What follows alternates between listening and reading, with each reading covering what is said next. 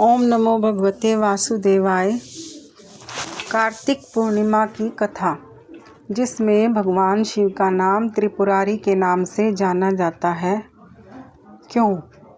पौराणिक कथा के मुताबिक तारकासुर नाम का एक राक्षस था। उसके 3 पुत्र थे, तारकक्ष, कमलाक्ष और विद्युन्माली। भगवान शिव के बड़े पुत्र कार्तिकेय ने तारकासुर का वध किया। अपने पिता की हत्या की खबर सुन तीनों पुत्र बहुत दुखी हुए।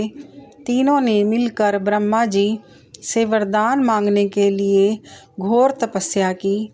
ब्रह्मा जी तीनों की तपस्या से प्रसन्न हुए और बोले कि मांगो, क्या वरदान मांगना चाहते हो। तीनों ने ब्रह्मा जी से अमर होने का वरदान मांगा, लेकिन ब्रह्मा जी ने उन्हें इसके अलावा कोई दूसरा वरदान मांगने को कहा। तब तीनों ने मिलकर फिर सोचा और इस बार ब्रह्मा जी से 3 अलग नगरों का निर्माण करवाने के लिए कहा, जिसमें सभी बैठकर सारी पृथ्वी और आकाश में घूम सके। 1000 साल बाद जब हम मिलें और हम तीनों के नगर मिलकर एक हो जाएं, और जो देवता तीनों नगरों को एक ही बाण से नष्ट करने की क्षमता रखता हो, वही हमारी मृत्यु का कारण हो। ब्रह्मा जी ने उन्हें ये वरदान दे दिया। तीनों वरदान पाकर बहुत खुश हुए। ब्रह्मा जी के कहने पर मैं दानव ने उनके लिए 3 नगरों का निर्माण किया। तारकक्ष के लिए सोने का, कमला के लिए चांदी का और विद्युन्माली के लिए लोहे का नगर बनाया गया। तीनों ने मिलकर तीनों लोकों पर अपना अधिकार जमा लिया।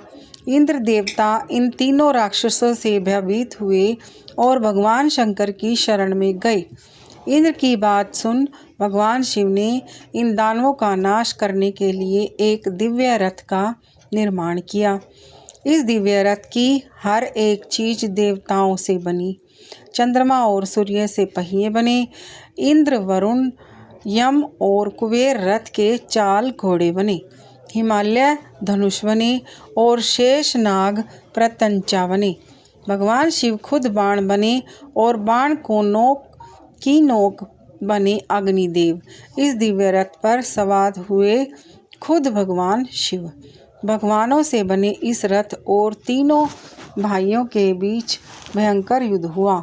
जैसे ही ये तीनों रथ एक सीध में आए, भगवान शिव ने बाण छोड़ तीनों का नाश कर दिया। इसी वध के कारण भगवान शिव को त्रिपुरारी कहा जाने लगा। यह वध कार्तिक मास की पूर्णिमा को हुआ था, इसीलिए इस दिन को त्रिपुरारी पूर्णिमा नाम से भी जाना जाता है। यह थी पूर्णिमा कार्तिक मास की कथा।